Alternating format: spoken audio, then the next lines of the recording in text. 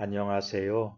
2026년 7월 16일 목요일입니다. 오늘 함께 묵상하실 말씀은 이사야서 1장 1절부터 20절까지의 말씀이고요. 제목은 용서하기 위한 질책입니다. 우리는 누군가에게 책망을 듣거나 지적을 당할 때 본능적으로 대개 마음의 빗장을 걸어 잠깁니다. 당신이 뭔데 나를 판단하느냐. 방어벽을 세우고요. 상대방의 의도를 의심하곤 합니다. 세상의 질책은 대개 심판과 정죄 혹은 분풀이가 목적일 때가 많기 때문이죠. 그러나 오늘 본문에서 하나님이 남유다를 향해 쏟아내시는 질책은 성격이 좀 다릅니다.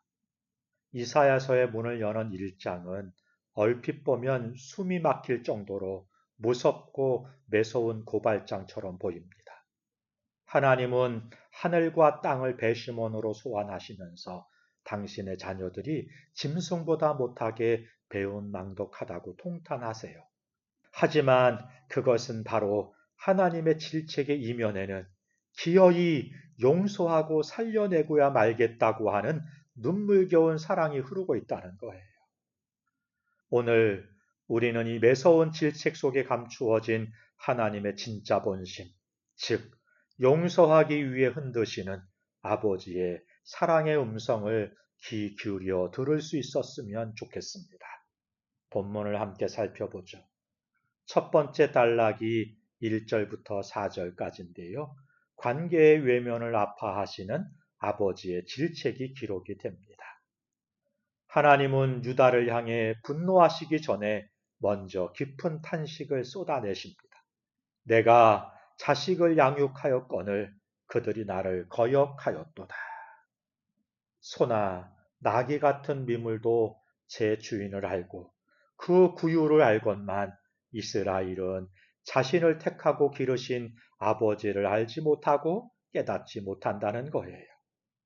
하나님의 가장 큰 아픔은 이스라엘이 율법을 어겼다는 사실 그 자체보다 하나님과의 친밀한 인격적 관계를 잃어버린 채 영적으로 고아가 되어 방황하는 상태에 있다는 것입니다. 하나님은 지금 배은망덕한 자식을 포기하겠다는 선언을 하시는 것이 아닙니다. 오히려 너희가 나를 잊어버렸지만 나는 너희를 한순간도 자식의 자리에서 지운 적이 없다. 처절한 사랑의 호소를 질책이라는 방식으로 외치고 계신 거예요. 두 번째 단락이 10절부터 15절까지인데요. 가식적인 예배를 폭로하시는 창조주의 질책이 기록이 됩니다. 이어서 하나님은 유다 백성들이 성전에서 드리는 화려한 예배들을 사정없이 폭로하십니다. 그들은 무수한 제물을 바쳤고 예배의 날들을 어기지 않았습니다. 겉보기엔 정말 모범적인 신앙생활이었어요. 그러나 하나님은 단호하게 말씀하시죠. 내 마당만 밟을 뿐이니라. 너희가 손을 펼 때에 내가 내 눈을 너희에게서 가리고 너희가 많이 기도할지라도 내가 듣지 아니하리니 이는 너희의 손에 피가 가득함이라. 하나님이 그들의 기도를 외면하시고 예배의 거부 반응을 보이신 이유는 성전문을 나서는 순간 그들의 삶이 무너졌기 때문입니다. 성전 안에서는 거룩하게 손을 펴고 기도했지만 그 손에는 세상에서 고아와 가부를 압제하고 정직하지 못하게 흘린 이웃의 눈물과 피가 묻어 있기 때문이에요. 즉, 그들의 예배는 삶을 돌이키는 고백이 아니라 세상에서 죄를 마음껏 짓고도 양심의 가책을 덜기 위한 종교적 가면에 불과했던 것입니다. 하나님이 이 위선을 아프게 찌르시는 이유는 우리를 망신 주기 위함이 아니에요. 진짜 살아있는 예배자, 하나님과 교통하는 온전한 예배자로 우리를 회복시키기 위한 사랑의 수술인 것이죠. 나는 오늘도 성전의 마당만 밟고 돌아가는 성전뜰의 관광객입니까?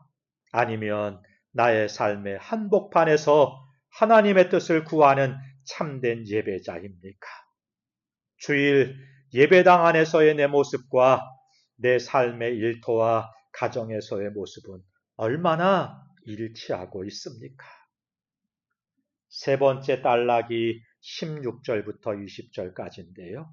판사석에서 내려와 손을 내비시는 재판장의 모습을 보여줍니다. 마침내 질책의 이유가 드러나게 됩니다. 무서운 고발을 이어가시던 재판장 하나님은 갑자기 판사석에서 내려오셔서 피고인석의 죄인에게 손을 내미시는 것입니다.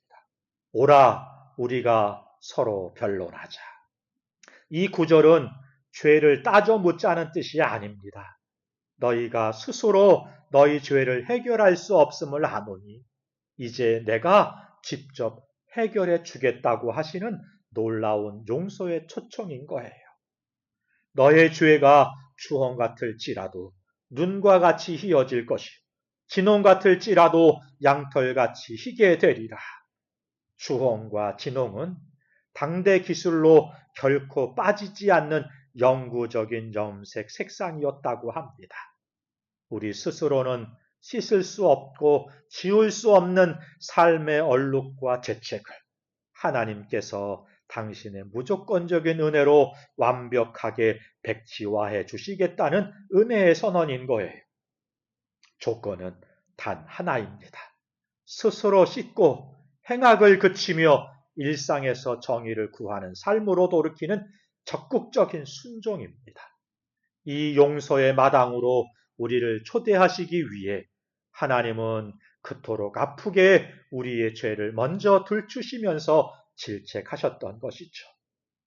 사랑하는 성도 여러분, 구약의 유다 백성을 향했던 이 눈물겨운 법정 드라마는 신약 시대에 이르러 마침내 완벽하게 성취되었습니다. 우리 힘으로는 결코 지울 수 없었던 주홍빛 죄악을 눈과 같이 희게 만들기 위해서 재판장이신 하나님은 친히 독생자 예수 그리스도를 이 땅에 보내셨습니다. 그리고 우리가 맞아야 할 매를 그 고난받는 종에게 대신 맡게 하셨습니다. 하나님이 오늘 우리에게 질책하시면서 우리의 부끄러운 부분을 만지실 때 그것은 우리를 버리시기 위함이 아니라 고치시기 위함입니다. 우리를 심판하시기 위함이 아니라 예수의 보혈로 씻겨 참된 자유와 생명을 선물하시기 위함입니다. 오늘도 오라 우리가 서로 변론하자 하시면서 품을 넓게 펴고 기다리시는 하나님 아버지 앞에 우리의 가시의 가면을 벗고 정직하게 나아갑시다.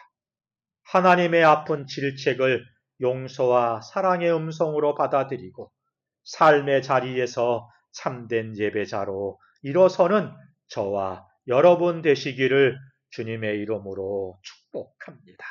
기도하겠습니다.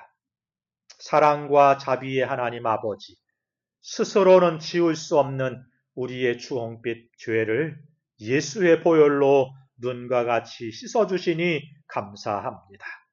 우리를 향한 주님의 아픈 질책이 곧 우리를 살리기 위한 눈물의 사랑이었음을 고백합니다. 하나님이 주신 선물들에 마음이 팔려 정작 주인의 손을 잊었던 무지를 용서하여 주옵소서. 성전 마당만 받는 껍데기 신앙을 버리고 오늘 우리의 일터와 가정에서 정의와 긍휼을 실천하는 진짜 예배자로 살아가게 하여 주옵소서.